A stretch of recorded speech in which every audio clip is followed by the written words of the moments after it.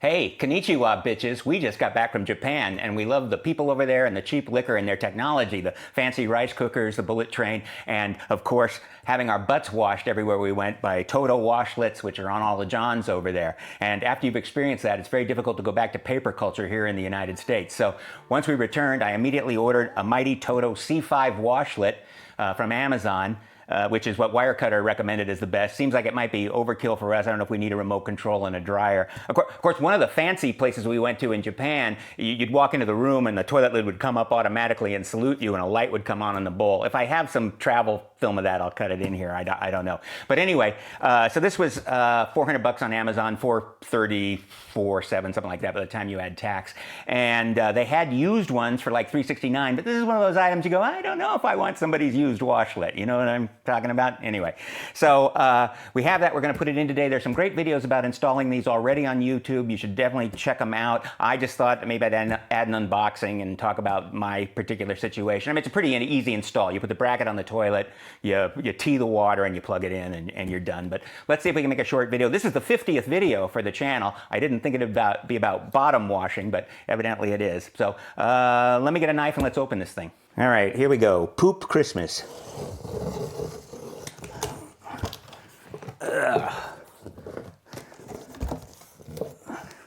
And got our instructions right there. Our remote, the bracket that goes on the toilet, and the rubber expansion washers that go into the existing holes on the toilet to hold this bracket on. This is what the washer clamps into. This is the T for the water line. And various warnings, you know, don't fall in, don't drown, all that stuff. And then finally, the washlet itself. Oh, very lovely, pristine, new, not a hint of fecal matter anywhere. Yeah.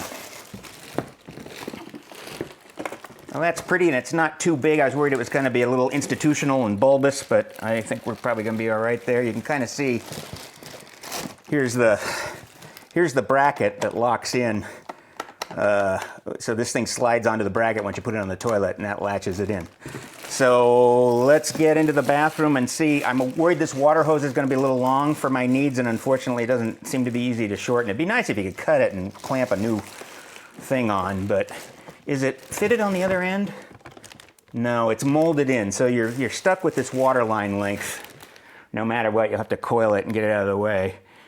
Well, I'll show you my bathroom, and you can kind of see what the situation is. But it looks like this thing's going to fit. Well, let's go find out. So here's the wide angle that makes everything look bigger than it is. I don't think I've actually shown this room on the channel before.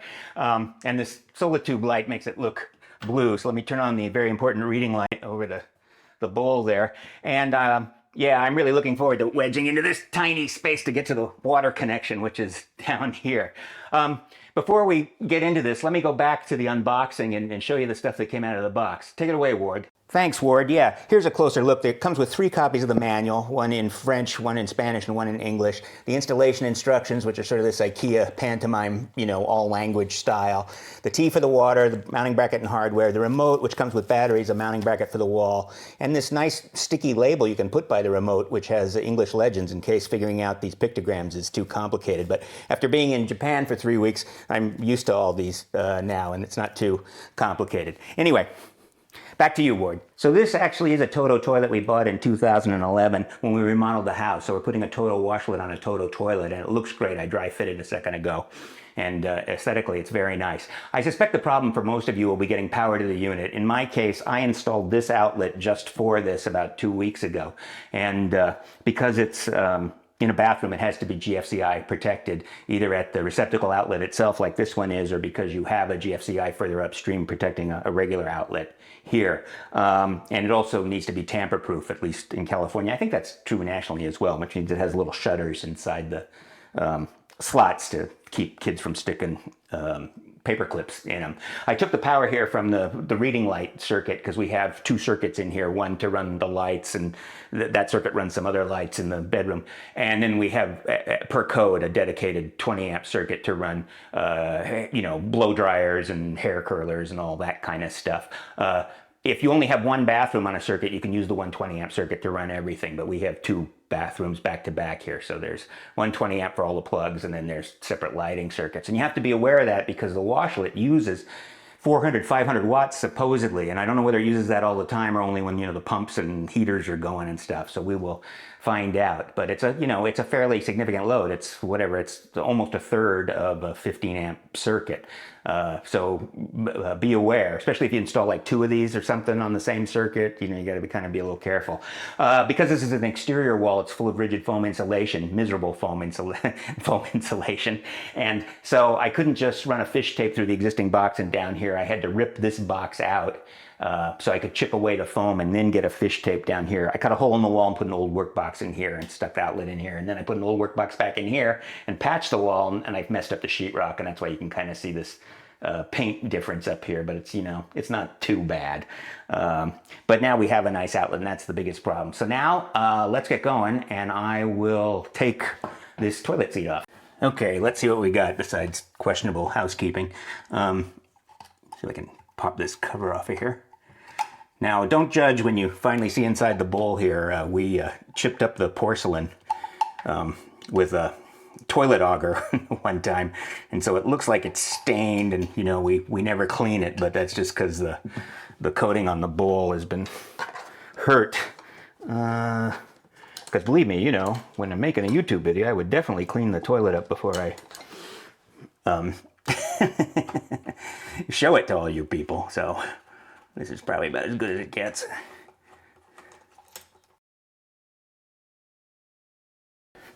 It's very long, and because it's skirted, there's no way to see the underside of this thing. So this thing has compression fittings in it. I wonder if I'll be able to reuse them instead of using the ones that came with the unit. You know, we'll see what happens. I'm pulling up as I unscrew. Okay. Oh my God. Well, that's disgusting. Let's clean that off. Okay, so we clean that off. How long do you think before I drop the camera in the toilet? So this is the bolt that came out of here. This is the bolt that came with the washlet. As you can see, they're identical. So I assume that this expansion anchor is identical to what's already in here. And I could try to pry these existing expansion anchors out, but I think it's easier to try and reuse them, which is what I'm gonna do. I mean, it's always nice to put in new stuff, but these have a brass insert in the bottom, so I don't think there'll be a threading problem at all. That seems pretty sturdy. So I'm gonna try to just reuse these and to put the bracket on. So here's the bracket. It's stamped back and front in the plastic, but the metal latches go forward. And this is a little narrower. My holes are a little narrower than I expected. And then these brackets are supposed to be 3/4 back, which is in the middle, but you have some adjustment there if it winds up not being hanging over the end of your toilet bowl instead of being exactly flush. But you see, that goes right in there, and of course we won't be using these washers again, I guess.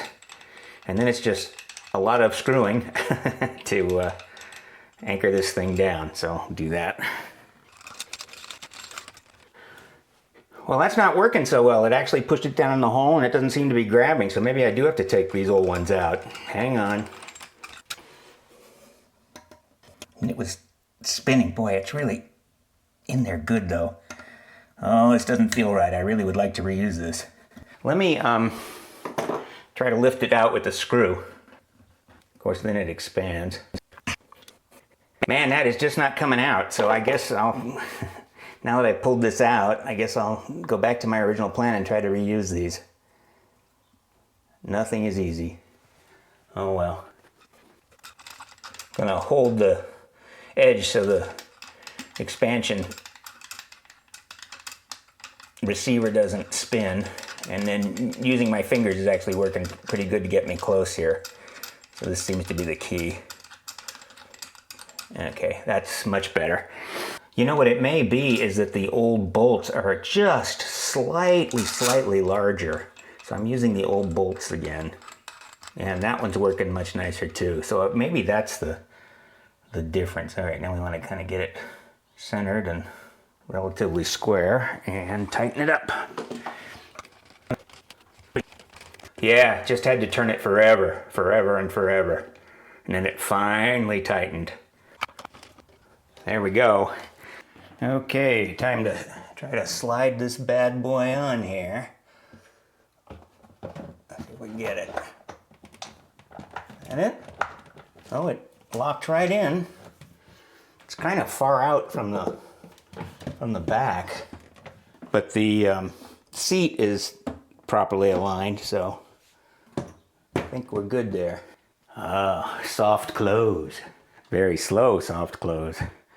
So all this machinery in the back makes the target somewhat smaller. This is where the wand, it comes out to squirt you, and then this is the dryer air. All right, I'm going in with my little Knipex pliers, and I have this little bowl, but it's too small, so I'm gonna use this rag. Let's see if I can actually get in here. Oh my God. Jesus. Okay.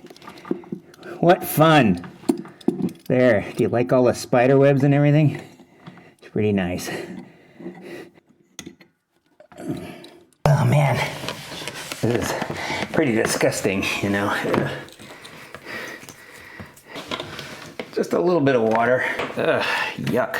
So the water closet water is supposed to go straight through this thing, and this is a larger diameter, and then there's a smaller diameter for the tap for the washlet, so it's getting a higher pressure stream into it.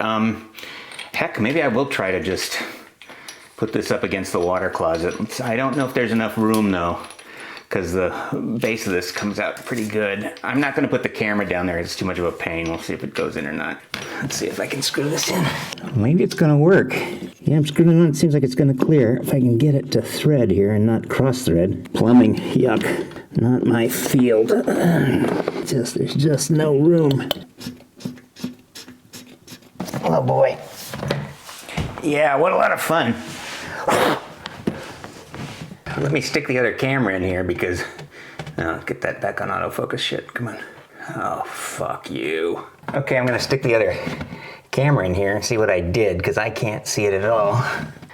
Well, this is one time it's good I'm making a video and have all the cameras out so I can actually see that. I'm a little worried about the bend, the tight bend on that as the braided hose comes out of the T, but maybe I'll try to live with it. So I'm gonna try to screw everything back together here, hang on. The good news is I turned the water on and nothing's leaking, surprisingly. The bad news is it kind of looks like this here on the side, and if I can show you kind of down here what the installation is. Anyway, I'll run the power cord over, we'll plug it in and see if I can tuck things away and make it neater. All right, then let's power up, see what happens.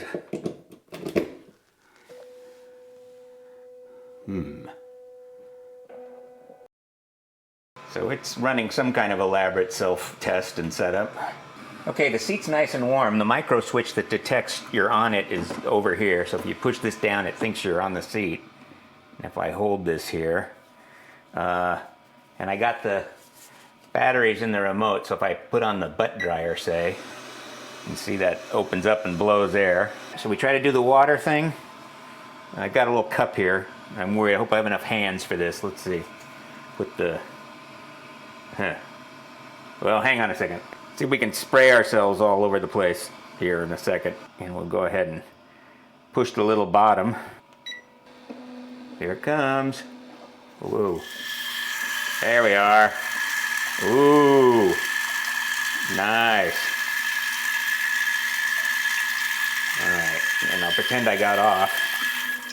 It should withdraw. So in the end, I wound up not cable tying anything because there's just not enough hose or cord. I just jammed everything back there and tried to push the hose down. So it's kind of ugly, but I think it'll work. The obvious place to hang the remote would be on this wall, but this is a pocket door, sliding door. So there's not a lot of meat back here to put the long screws into. So I'd have to come up with something special to mount it. I'll have to figure that out. Maybe we'll just throw it in the drawer underneath the camera here because that's kind of easy to get to. So let me clean up and we'll live with this for a few days. I'll come back with my thoughts and we'll close this out. So that was the install. It's about 2 weeks later, and we've been living with this thing and mostly liking it. I think the only problem with the install is this ridiculously long inlet hose length, and the hose doesn't seem to be amenable to being coiled up into a smaller volume. I asked on the Reddit plumbers forum how to, maybe cut it off and stick a fitting in it to shorten it, but I didn't get a definitive answer. So if any of you know of like a barbed fitting you can stick inside a sawed-off hose to connect it to the main water supply for a toilet, be interested in hearing about that. The people on Reddit said, don't risk it. You don't want to, it's a $400 machine. You don't want to mess it up. So, and I guess I don't right now. Anyway, in the end, we did decide to just put the remote in this drawer here instead of hanging it on the wall. And that's working fine for us, and it's easier. As far as power usage, I know I promised you this. I have put a kilowatt hour meter on it. The highlight is at most it uses about 270 watts. Although in theory, now that I have some measurements on it, I can see how it might get to 400, a little over 400, but I haven't seen that in actual practice. I want to go into all that. I want to go into what we've learned using this, and things the manual covers, things the manual doesn't cover, because the manual's kind of goofy and been hard for me to understand. I've had to come back to it a few times. But I'm going to do it in a separate video because this is a good length, and people who are interested in the install might not be interested in operation, and people who are interested in operation might not be interested in the install, or if you're interested in both, you can click through and watch it. Anyway, so that's it for this one. Thanks for watching. Like, subscribe, and we'll see you on the next one.